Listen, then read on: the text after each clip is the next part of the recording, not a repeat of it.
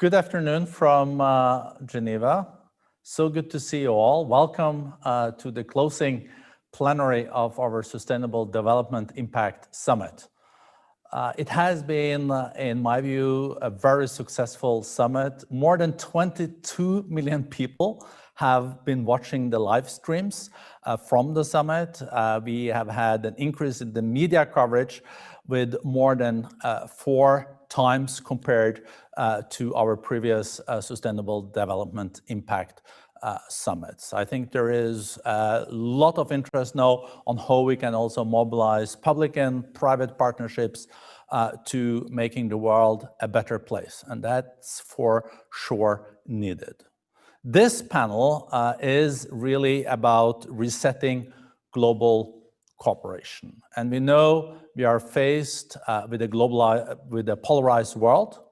The world was also polarized before the pandemic, but it is now more obvious that to deal with the most pressing issues, we also need to collaborate.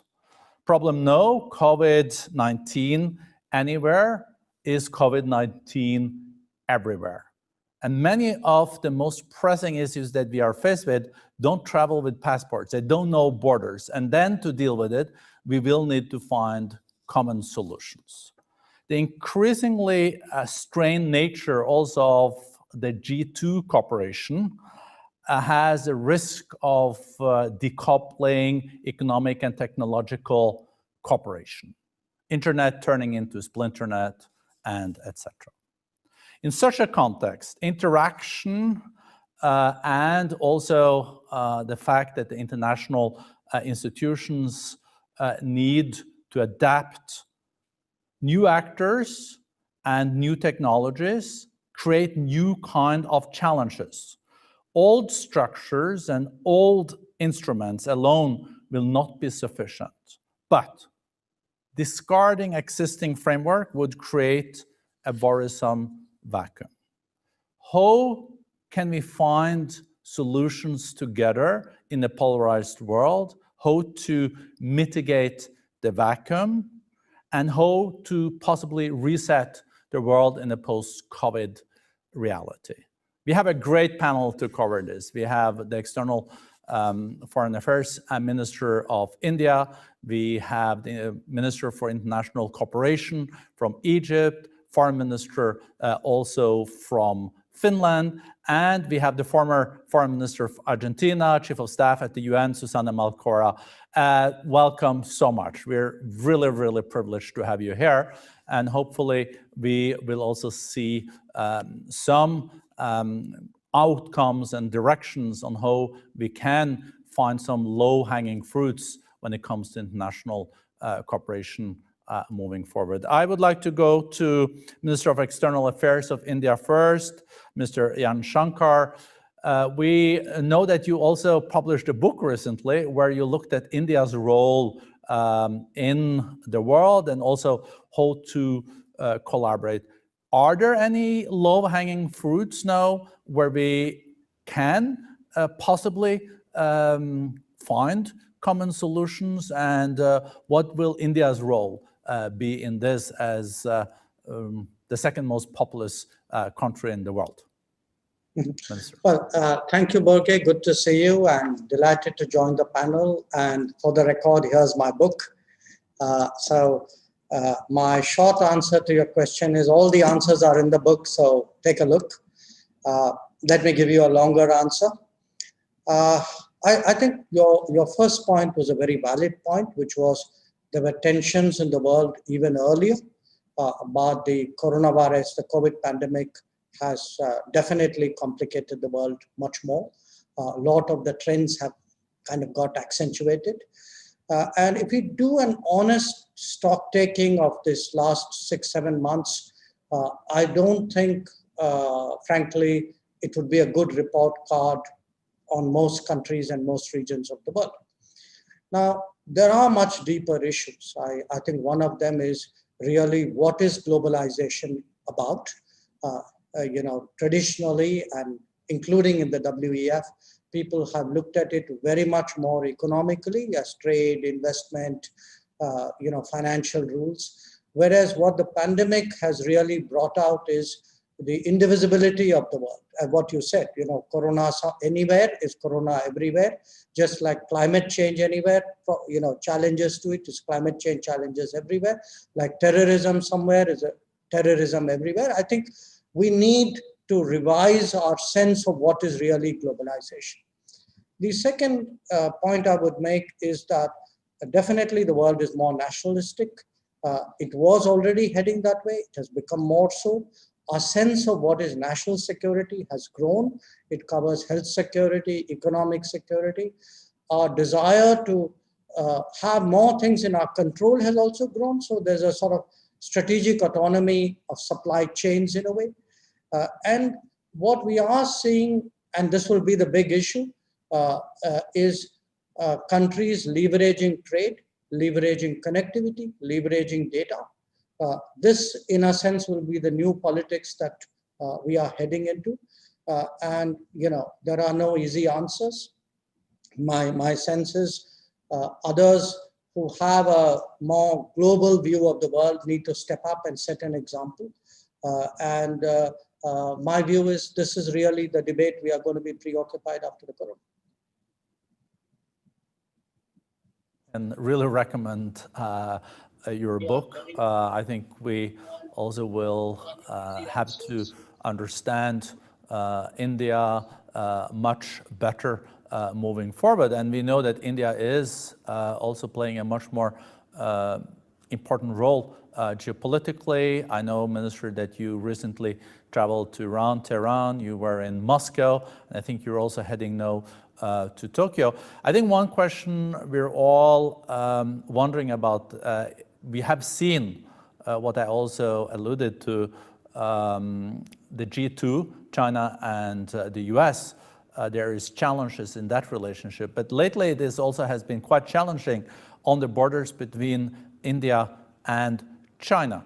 Where do you see the relationship between these two extremely important countries moving in the decades ahead?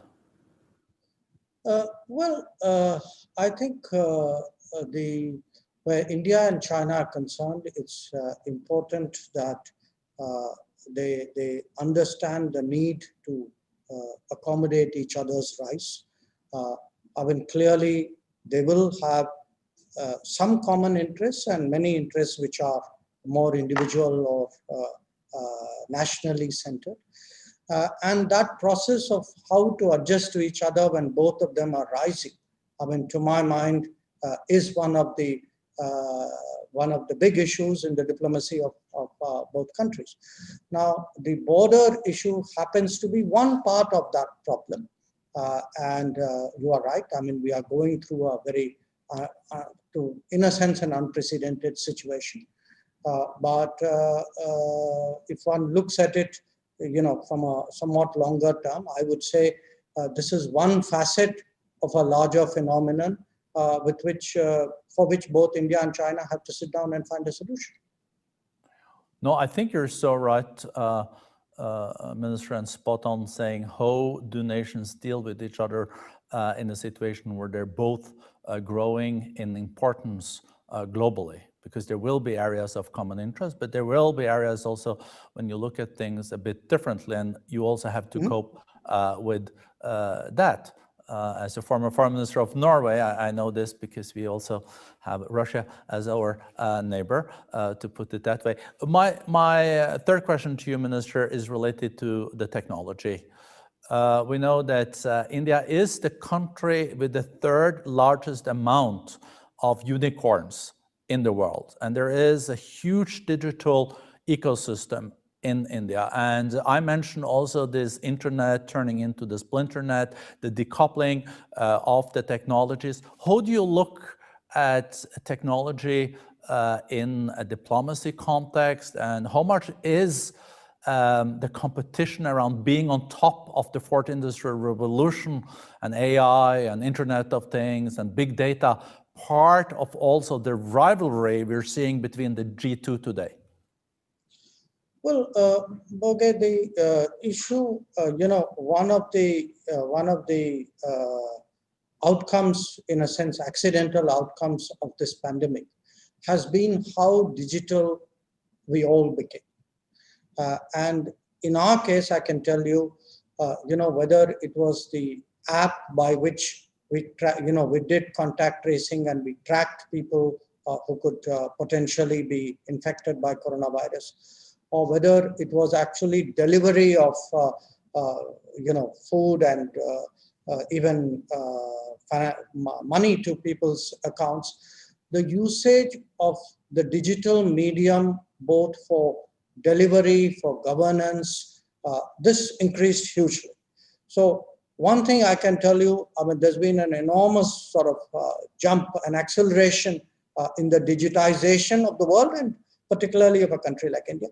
And I think the lesson learned from there is that there are a lot of things you can kind of use it to leapfrog in terms of development. Because we are more prolific digitally, we also obviously need to worry much more about the security of data. I think that's that's a flip side of that phenomenon. So when we look at the global debates, I think a lot of those debates are also relevant to India. Not all of them, some of them. But where India itself is concerned, we have seen well before the COVID. I mean, one of Prime Minister Modi's very, very early campaigns was for a digital India. Along with that, a skill India, along with that, a startup India. So if you are seeing a proliferation of unicorns, there's a very good reason. I mean, there's a process and a thinking which has produced that. And my sense is that, again, I go back to my original point about what is globalization. I think we are looking really at a more knowledge-driven economy. We need to find ways of work. We need to find ways of, we need to think of the world as a much more integrated workplace than we have done typically. I think those are requirements which will shape this debate that you're talking of. And I don't think there's just a debate between, the G2 or the big, the major powers. I think this is a larger debate in which the world has an interest and should speak up. Maybe we're faced with the G3 now, huh?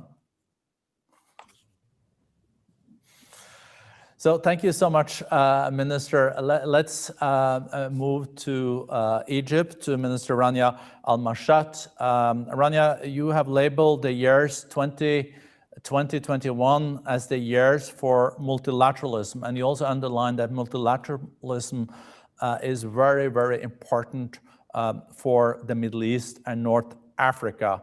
When you look at the UN now 75th anniversary, and as I mentioned earlier on, how do we make sure that the international organizations are more adaptive and also are able to be part of finding solutions when there are new challenges that we are faced with? Well, thank you very much, Borge, and congratulations on the success of the Impact Summit. I attended it, of course, last year in New York and now virtually. And I think what is very different this year, and this leads into multilateralism, is that everybody has been tested. Many of the discussions that we have and have been going on over the past years have really come to the fore in a way that has affected citizens, countries, corporates, and each of the themes that were being floated globally, everybody has felt them one way or the other. The pandemic has shown that no one is in isolation, as you identified earlier, and therefore everybody has to be part of a collective solution. No country had the silver bullet. All of us had a chance to learn from each other. There have been, despite many of the shortcomings and pitfalls in handling certain things in the pandemic, there have also been a few successes. And these successes have given us confidence that some of the issues that we were worried about engaging in are actually what helped us in this very important test. And when I talk about international cooperation and multilateralism, I want to emphasize what we do here within the ministry, and that it pushes both bilateral and multilateral cooperation, and that is what I label economic diplomacy.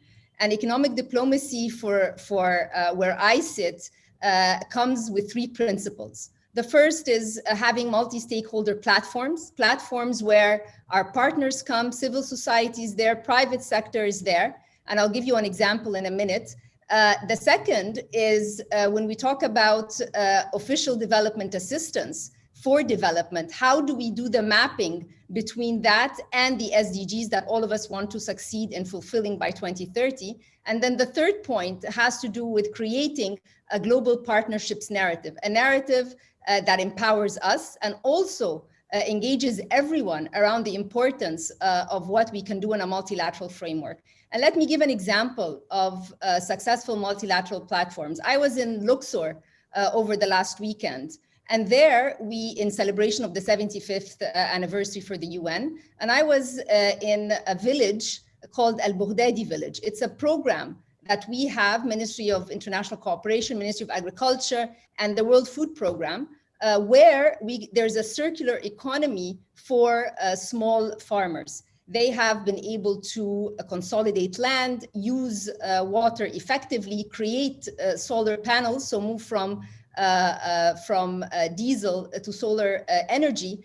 This has been implemented in 60 villages. And now, because of the importance of food security agriculture, we're going to be scaling up to 500. So these are very important examples of where a multilateral institution with civil society, which is on the ground, can actually create real effective outcomes. And then this was provided as also example for South-South cooperation going forward. So these are, I feel that the protection gap that exists, the investment gap that exists, the digital gap that exists, create opportunities for us, as Professor Schwab has labeled it, the Great Reset.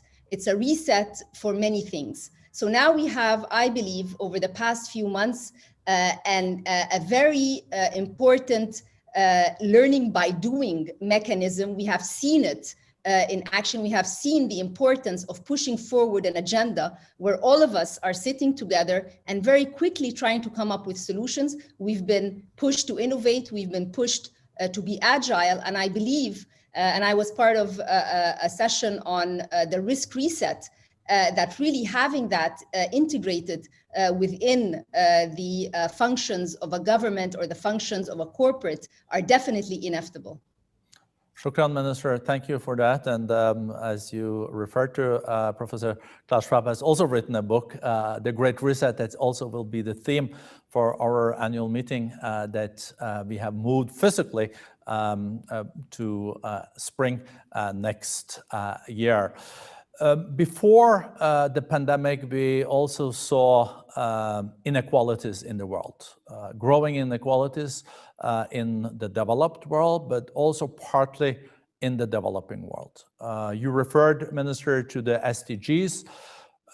If we don't get it right, we can maybe see hundreds of millions of people moving into extreme poverty this year. So we even further away from reaching the overall goal of the SDGs, eradicating all extreme poverty by 2030. So how do you address inequalities in your country, and what is your expectation now in a post-COVID world? Because I think we're all worried that we will see growing inequalities now, and especially in emerging economies where there's less fiscal space to launch stimulus packages like we see in the US and Europe. Thank you, Awardee. And I think that one of the themes that we have endorsed with the World Economic Forum and other countries through governments and private sector has been the stakeholder capitalism principles.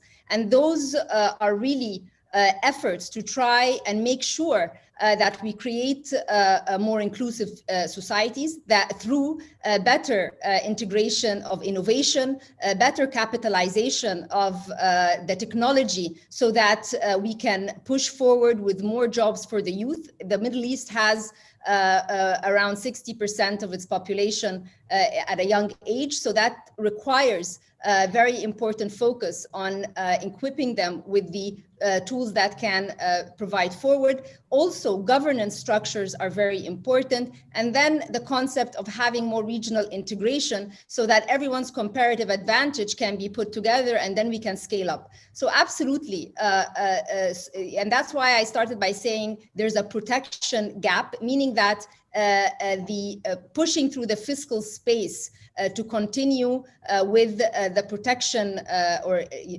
sort of widening the protection requires very strong cooperation going forward between all stakeholders, that's government, private sector and civil society. And these all are possible through very clear frameworks that, through governments creating the conducive environment and also encouraging private sector, which I believe has also played a very important role through this period and also has an important role going forward. So the issues and the challenges are there. However, I believe that the reforms that took place pre-COVID for us in Egypt have helped us through COVID, and the reform agenda continues. And this is something that has become very much within the focus and the vision of the government collectively with all actors within society, and definitely with our partners in the international community, whether they are the bilateral or multilateral institutions that we very closely work with. Thank you, Minister. Thank you so much. It's my pleasure now to go to the Foreign Minister from Finland, Pekka Haavisto. I've always been an admirer of the diplomacy of Finland. We know balancing is a very important part of your diplomacy. We know that the US president, the Russian president, and also the Chinese president have chosen also Helsinki as a major place to visit. Would you, Minister, have any advice, and how is your outlook on this growing competition and polarization between the G2? Is there any kind of modus vivendi between the two of them? Thanks, Borge, and first congratulations for the great webinar that you have been running and with good audience, good amount of the audience. And by the way, greetings from my home studio. When you visit Brussels, you get home quarantine, and this is my quarantine room, which I'm doing my duties. And it was so interesting to listen, Rani and my good friend, the Minister Jaishankar from India, of your thoughts. And let me just maybe begin when thinking about the topic of the discussion. I have been thinking so much of the Secretary General Guterres wording of four horsemen of apocalyptica, where he referred to military tensions globally rising, our planet is burning, the climate issue, global mistrust, our multilateral system is on the edge, and also the wild west of cyberspace that you also, Borge, referred to, and now actually we can add the fifth horseman, which is the COVID-19, which is causing a lot of troubles to all of us. And I think this is something that is also addressing the wider security issue. I think Minister Jaishankar raised this issue that it's not only about anymore in people's minds about the military security, it's about the food security, it's about the energy security, it's about the health security issues, and we should admit the benefits of the multilateral cooperation when we are searching for the vaccination, the important role of the WHO and so forth. And this, of course, brings also me to your question that we need all parties in this international cooperation. We definitely need China if you speak about the health issues. We definitely need China if you speak about the climate challenges and greening of our economies. And I can see in this crisis also an opportunity when we speak about the green recovery, green economy, sustainable development topics. Now we have the momentum to also change our own systems and address the issues of climate change. As you know, Finland has committed herself to be carbon neutral 2035. So we have also our own homework to be done, and this is also something where we should link not only the environmental ministers and environmental people, but the finance ministers. And actually, together with Chile, has been running this coalition of finance ministers for the climate, and it's very important that we do that work together. But finally, on the US-China issue, of course, Europe sometimes feels that we are really pushed in between. We, of course, share many of the same values in the transatlantic cooperation, the democratical values, freedom of speech. We don't want any surveillance technology to take over our societies and so forth. But at the same time, we have to work with China on those big global issues to find a global solutions. Back to you. Thank you so much, Pekka. And also, I know that when you were in Brussels, you didn't only go to the EU foreign ministers meeting, but you also met with my countryman, Jens Stoltenberg, the Secretary General of NATO. I think that was your first visit to NATO from a foreign minister from the Green Party in Finland. Maybe you could say 2 words about that, but also I always found the most interesting reading of the development of Russia in Helsinki, and we have the situation in Belarus. We also have had the situation with the opposition leader in Munich. So it would also be interesting to hear you very shortly say something about the security picture that we are faced with.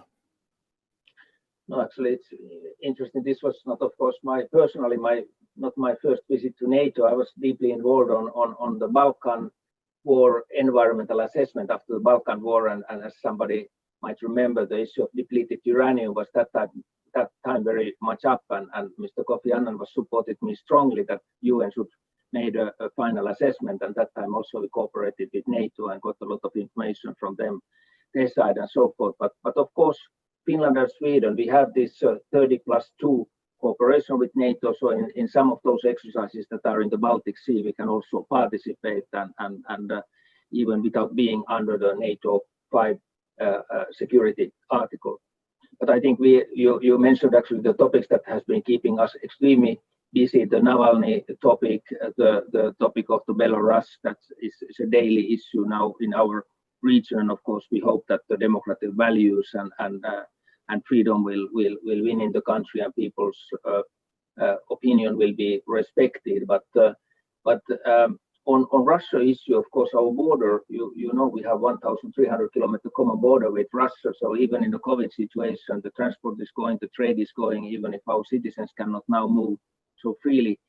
And then some people are asking that is anything, can I say some positive news from Russia? And I have to say, as an environmentalist, one news that I was reading last spring, and it was about Russia planning to pick the nuclear waste out of the Kara Sea or the Arctic waters, and Russia will be chairing the Arctic Council next year. And the Arctic cooperation is very important for us, and that's one of the most vulnerable areas globally linked to the climate change and so forth. And of course, the nuclear risks are also there. So if this kind of projects are ongoing, I think these are worth of good international cooperation in all circumstances. Back to you. Thank you so much, Pekka. Very impressive library you have, so at least you will not be bored being quarantined at home. Susana Malcorra.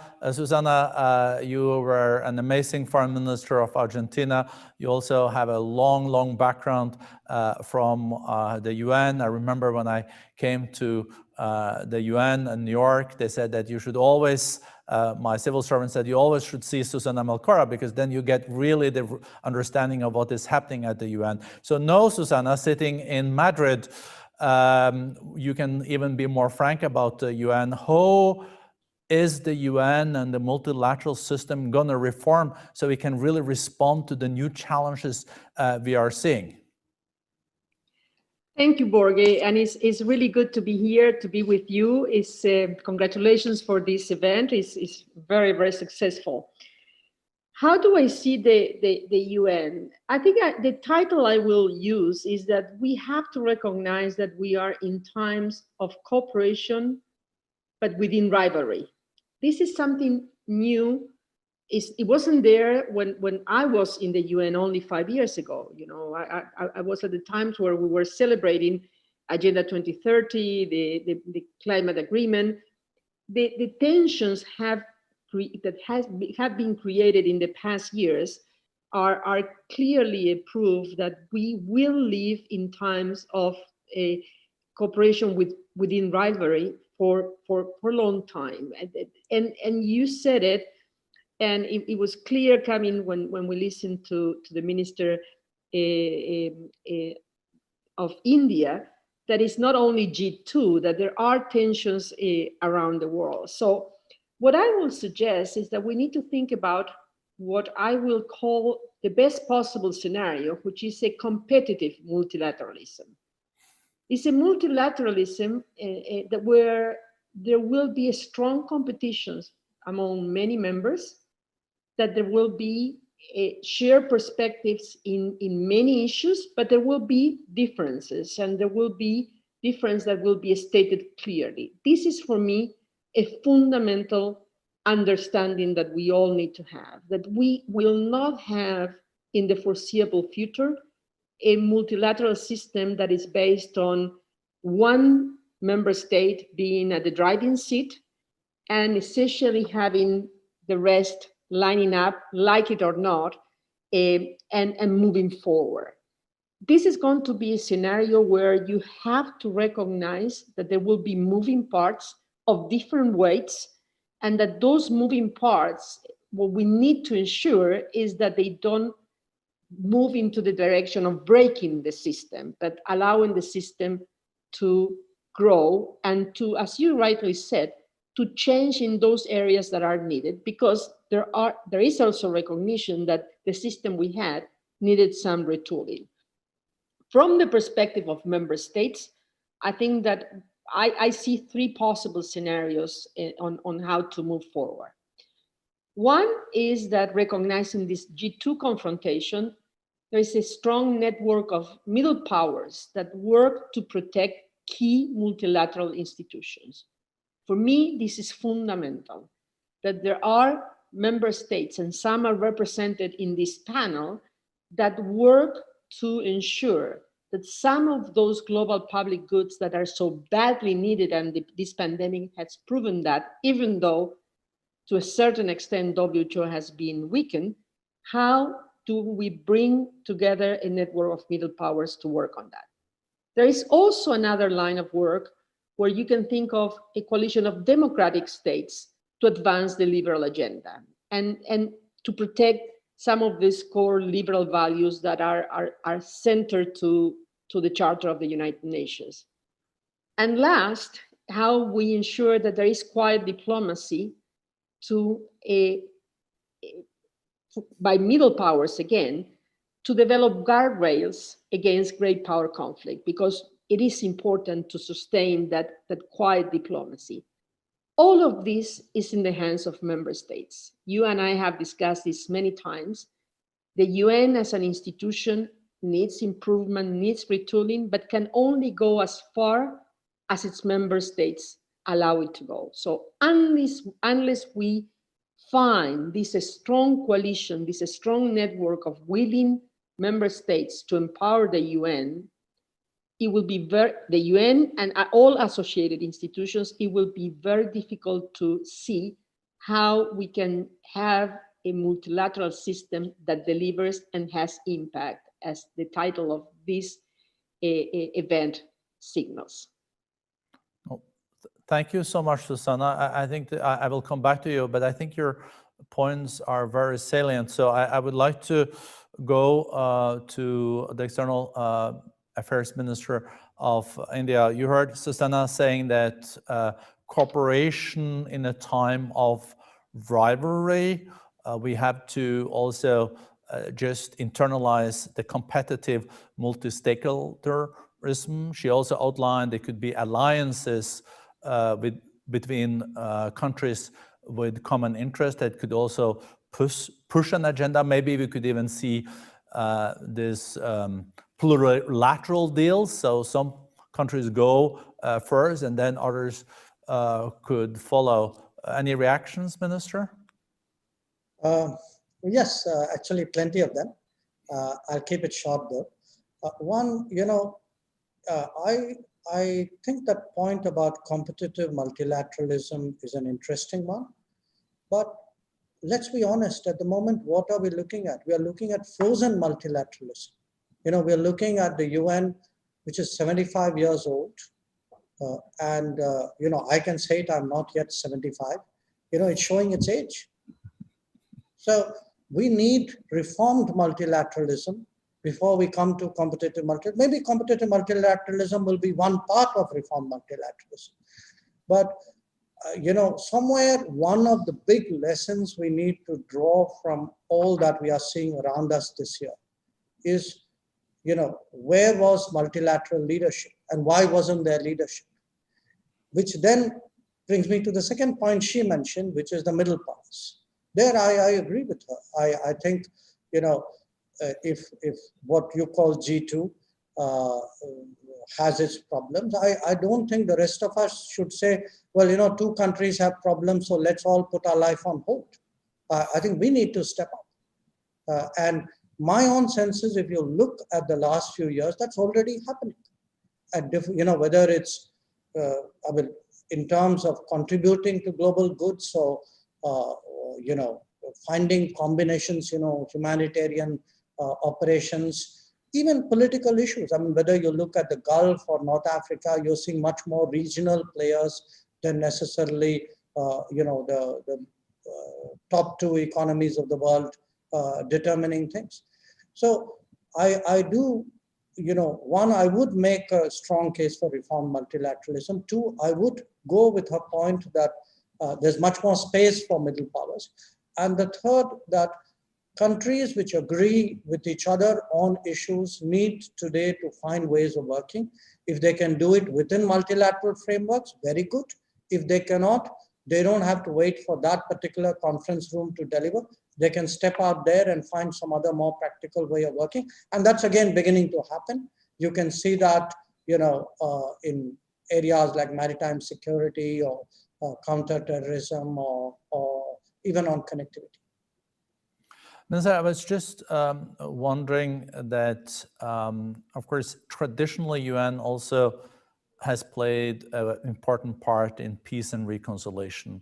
But what we have seen unfolding when multilateralism is not as functioning so well, and we know that there is also a toxic situation in the Security Council, we see this proliferation of proxy conflict. So we don't see the big nations maybe confronting each other directly.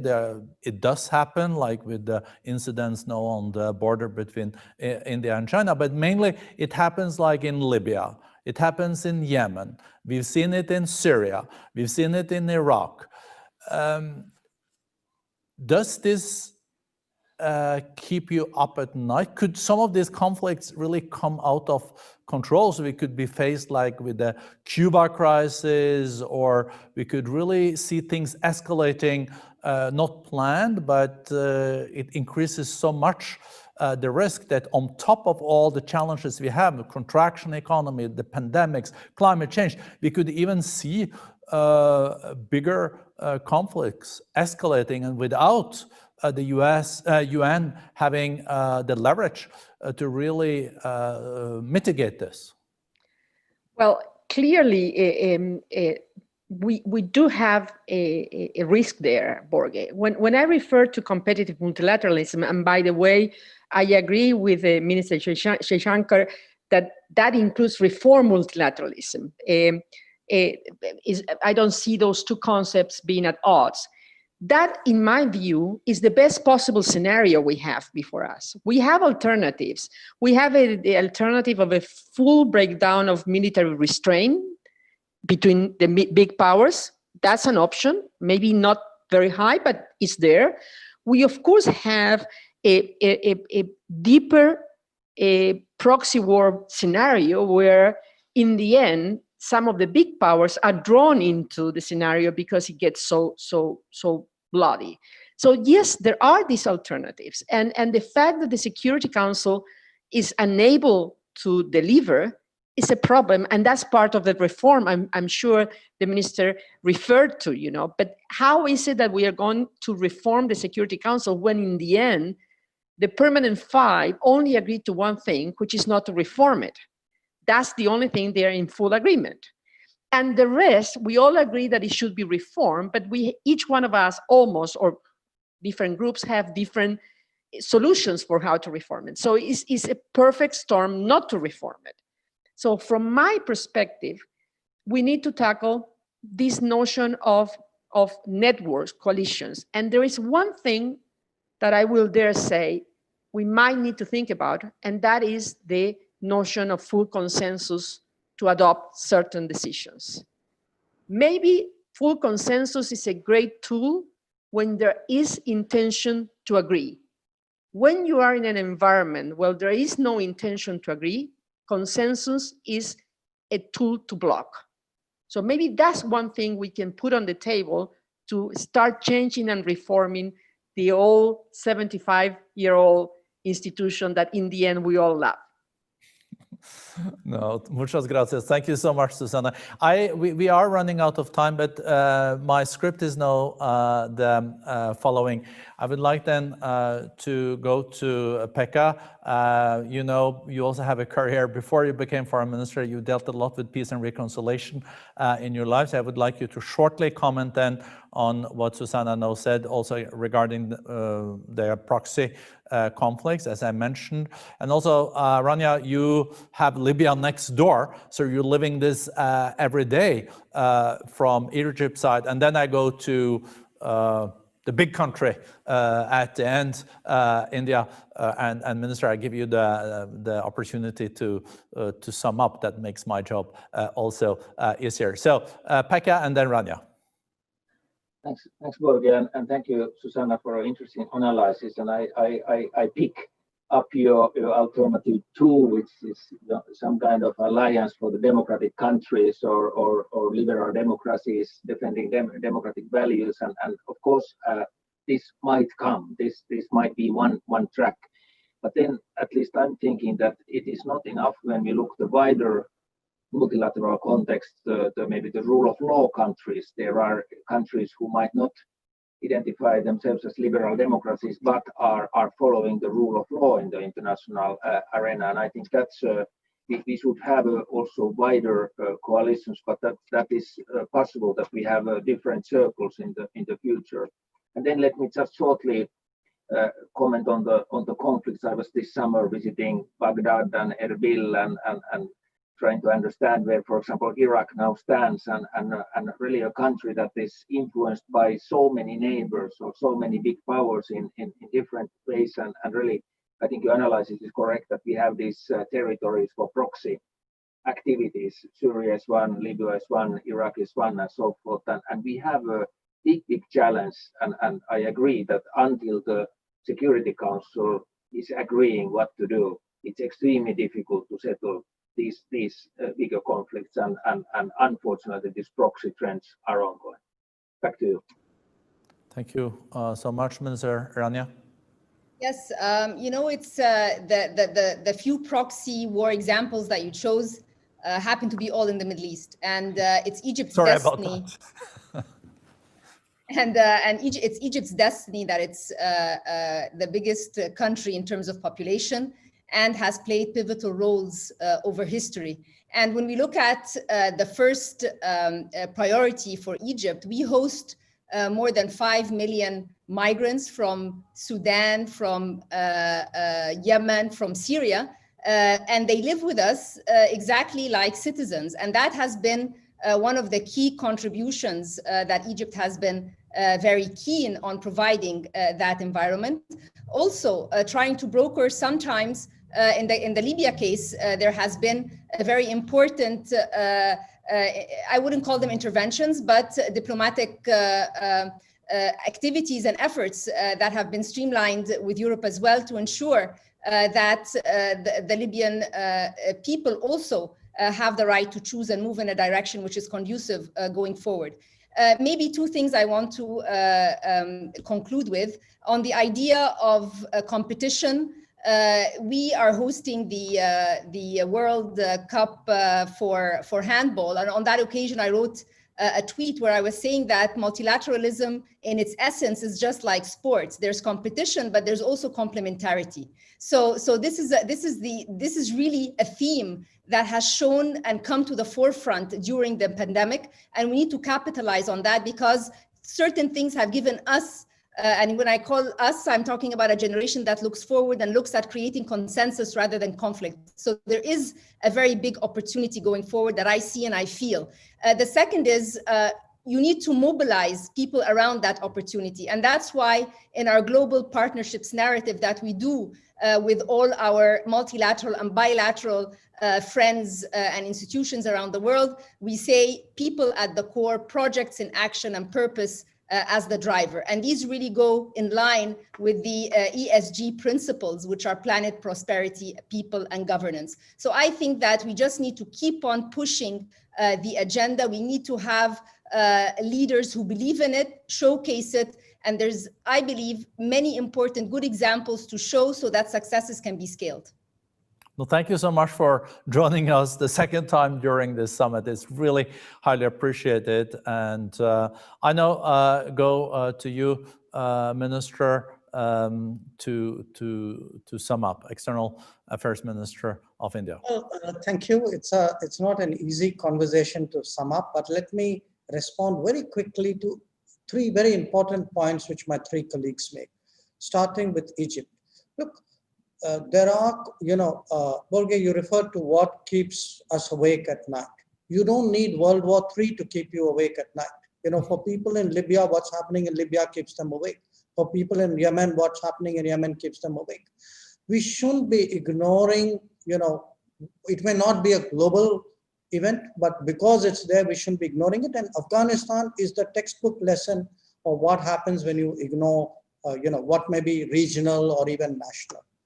The second point, which my colleague Pekka made from Finland, look, again, we are a democracy. We are very proud. We are the largest democracy, very proud to be a democracy. But I accept that there are many countries in the world which are not democratic. But I think there is one fundamental which we should all observe, which is rule of law. That if we sign up to agreements and conventions and regimes, we should follow that. Because if you don't, there won't be a world order. And that has nothing to do with democracy. The third issue, point I would flag is, what Ms. Malkora said, which was consensus when it comes to reforming multilateralism should not be used to block. And that is really what we have seen. So in the name of consensus, you're actually denying the vast majority of countries the right to express their choice. From my side, two very quick points.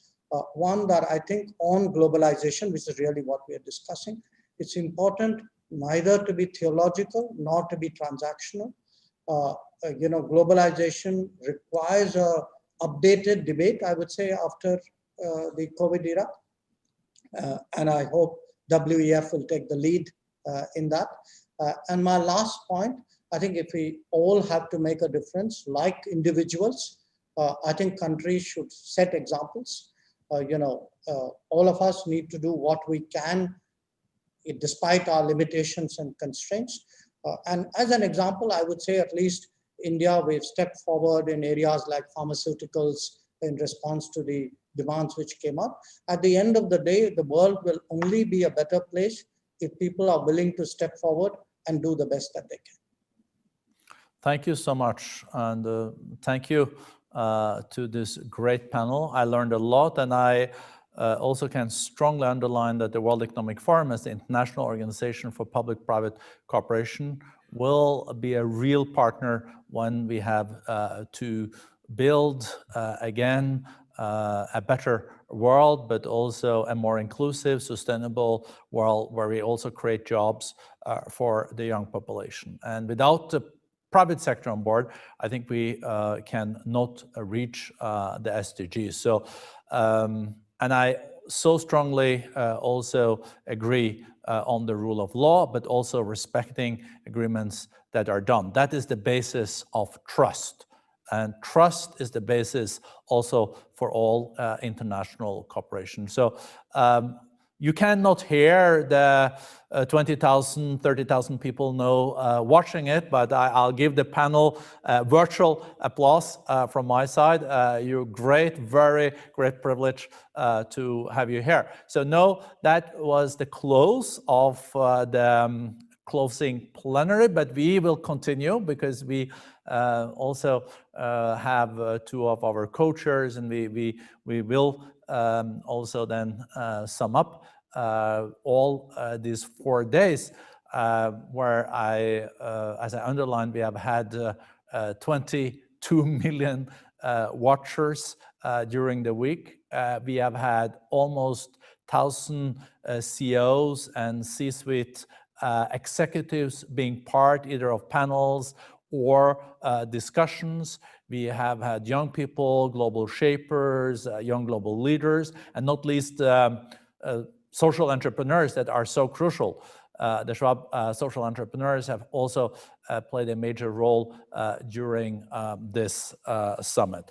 We also would like to get feedback from all our viewers and participants. So we would like each of you to just contribute with one word. What was your main kind of outcome of this summit?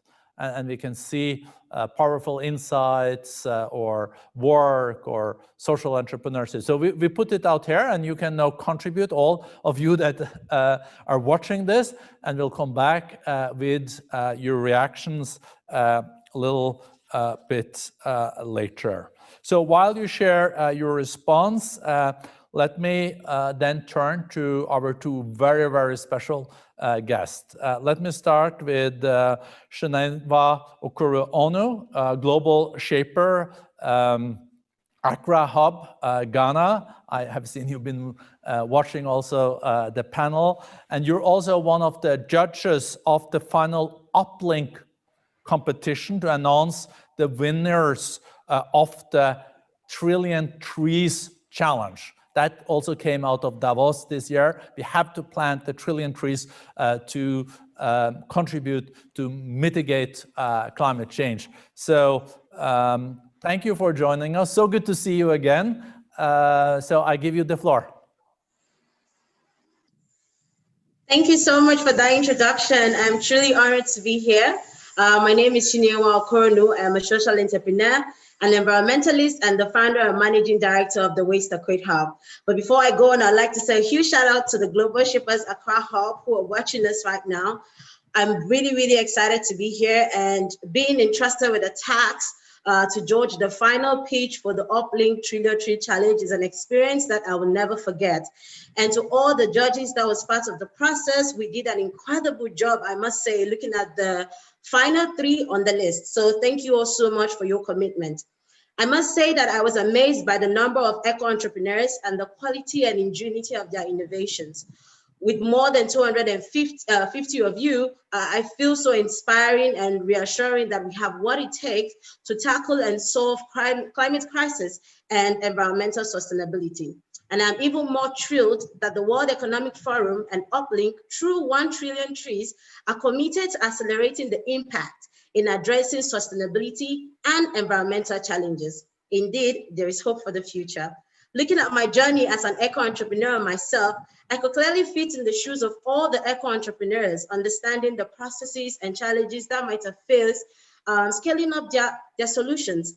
I am thrilled that they have this support, and I'm really grateful to the communities for enabling them.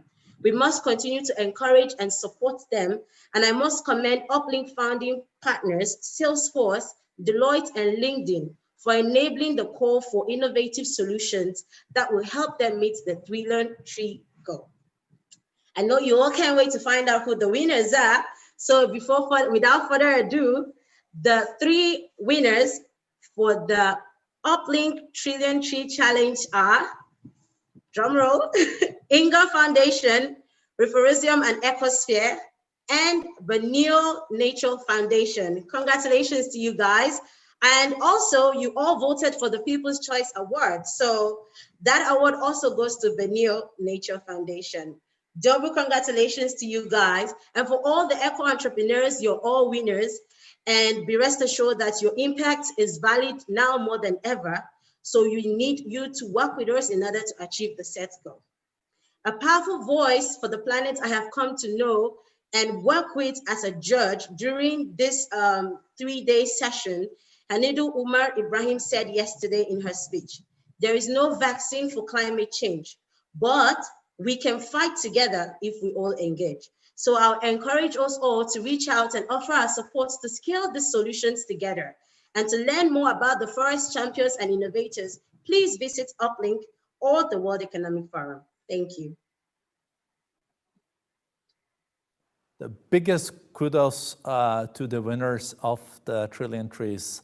My warmest congratulations and applause. And as you said, there might not be a vaccine against climate change, but we know there is a remedy. And the remedy is very easy. It's a low-hanging fruit, a low-carbon society. And we know it's doable. And we know the cost of climate change far exceeds the cost of action. So this has been also a Sustainable Development Impact Summit that is really, really about action. And I'm very pleased to go then to Tiffany Yu, the CEO and founder of Diversability. You're also co-chair of this summit. And I'm so thankful for you being the co-chair, but also being willing now at the end to share with us stories that have made impact on you, but also where you have seen real action coming out of this summit. Please, Tiffany. Thanks, Borge, and it has been an incredible honor to be a co-chair of this summit. I came into this summit as a disability advocate, a social entrepreneur, and a proud global shaper. And I thought I would share 3 of my learnings or takeaways from this summit and one area of hope or one area of a call to action. So my words to describe this summit, and I really believe that the key to sustainable development is access. I didn't see that word on the Slido, but that's my word. And I find that kind of on all of my takeaways. So my first takeaway, which I did see on the Slido, was at the intersections. So when we think about the SDGs, when we think about the solutions we're building, how can we incorporate intersectionality into that? We're not just tackling one SDG, it actually impacts multiple SDGs. We can't just compartmentalize that. But at the same time, how can we incorporate disability inclusion? How can we incorporate LGBT inclusion, racial equity into the solutions that we're building as well?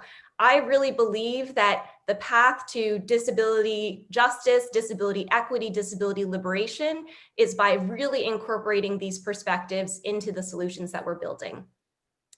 My second is that the power of these forums, the power of this summit is the ability to convene.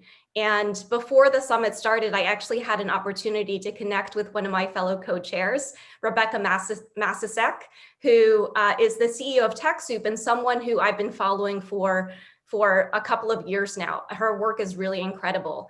And I think the opportunity, this session is called the closing moment, but I really see this not as a moment, but as the beginning of a movement. And I'm hoping that the conversations that we have here are the beginning of a relationship of us truly working together, both the public and the private sector and civil society all together.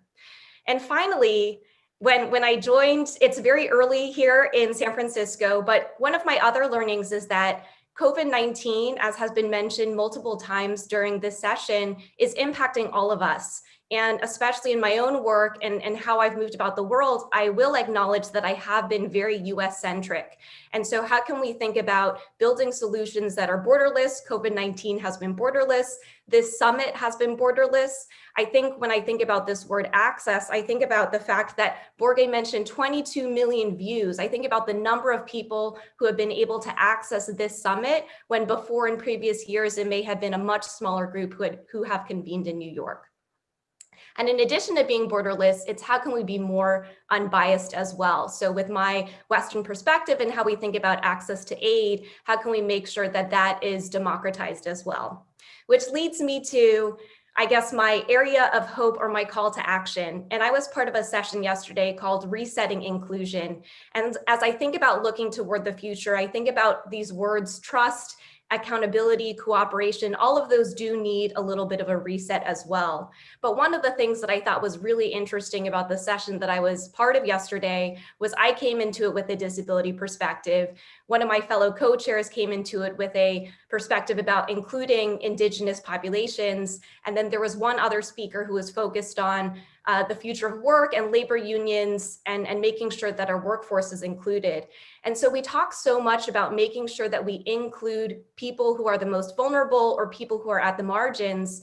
But the reality is that we're not really at the margins. And one of my learnings from that session was that there are so many communities who feel like they are being left behind as we move through this global reset.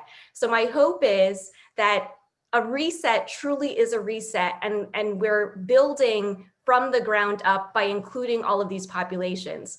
My call to action yesterday was that anyone who is watching this who has the ability to hire disabled people and provide them dignified wage. While I know that including some of these more vulnerable communities might not happen overnight, my invitation is for the rooms that we don't have access to, for the people who are having these conversations to be our champions and allies. Thank you. Well, thank you so much, Tiffany, and I support so much your call to action to include also disabled people, and not at least thinking about all the young people being disabled in developing countries. And with the new economic challenges, no, let not these young disabled youth lose their future. We all have a real responsibility in that respect. And let's hope for a truly reset, as you also underlined. Thank you so much also to Shina Yanwa and also then to Tiffany. You've been great. I'm now really curious also about the feedback from all of the people watching this. So we were promised that you were gonna contribute with one word each, and we have a lot of feedback. I don't think we even can then reflect all this here, but new connections, hope, change, youth activism, action, urgency. Why not focus on urgency of action to create a more resilient world? What about that? So I think this has been a reminder that also summits are not talk shops. They're do shops. And as underlined also by the two previous speakers, we have seen real results coming out of this summit. When I looked at them, I thought that it would take too much time to read them all, but I've chosen to focus on a couple of them just so we all can see that we have been walking the talk this week. And based on the discussions here and the community's discussions has inspired action. And I think we can build on this also in the coming year. For example, the Forum's International Business Council that have some of the most influential CEOs in the world in the Fortune 200 companies there, in collaboration with Deloitte, Ernst & Young, KPMG, and PwC, released a new set of environmental, social, and governance metrics to help companies, as I said, walk the talk on shareholder and stakeholder capitalism. This is amazing. If all the companies then implement and stick to the ESGs and comply with them, we will see a better world. We also seen commitments made to incentivize 100 million farmers to store carbon in the soil, fighting climate change from the ground up. This is really important. If it is not emitted from the soil and stays there at least for some time until we have real mitigation measures there, it really makes a difference.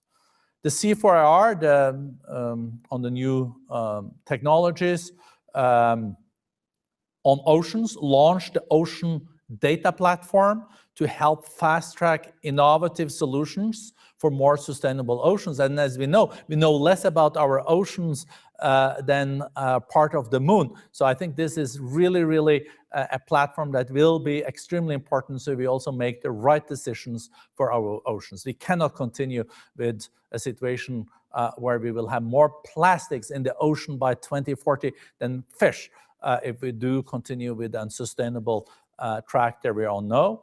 And then the COVID Response Alliance for Social Entrepreneurs, representing more than 60 leading organizations supporting 50,000 social entrepreneurs, launched its action agenda to boost support for the social entrepreneurs on the front line of the COVID-19 pandemic with financial resources and other tools. Extremely important. And the Schwab Foundation and the World Economic Forum today announced the 2020 Social Innovators of the Year, recognizing 23 changemakers across public, private, and social sectors, making tangible progress in combating COVID-19, disproportionate impact on vulnerable and excluded population, as we already touched on. So these were just a small taste. I could have continued with all these pages, but I think all this inspires us to continue our work. Everything good has to come to a close. And thank you so much for contributing to this summit. It has really been an impact summit, underlining the word impact. And it's also my privilege to thank you all for your contribution during the past 4 days. I would especially thank Conrad N. Hilton Foundation for the continuous support to this summit, and also a special thank to all our co-chairs.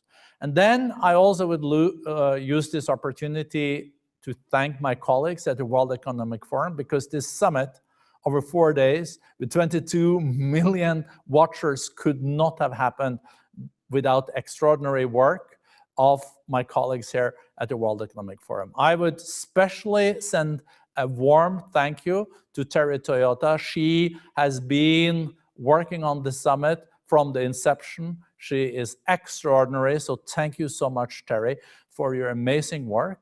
I would also like to thank my colleague, Sebastian Bukup, that has, with his program team, done amazing, innovative work, very creative, different sessions, all virtual, and also to Dominic Warrow, that heads all our sustainability work. There's also a lot of other people that I should have thanked, but I had also to make a priority. So thank you so much. This concludes the global closing moment of the Sustainable Development Impact Summit. And of course, I do wish you all a successful continuation of this evening's program from 4 o'clock. To bring this session to a close, I'm delighted to hand over to a dear friend of the World Economic Forum, one of the world's leading singers.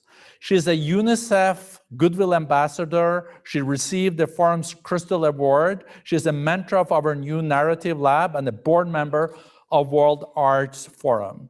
She has also offered then to sing for us and to prepare for this conclusion. And it's my great pleasure to turn over to know the incredible Angélique Kidjo. Please. Thank you. This has been a momentous meeting. There have been incredible exchanges, with breakthrough ideas being shared and new collaboration emerging. We all know that next we must act. As we prepare to leave this meeting, I would like you to take away with you a song called Kelele, and it is about my passion for education, part of the goals. Thank you.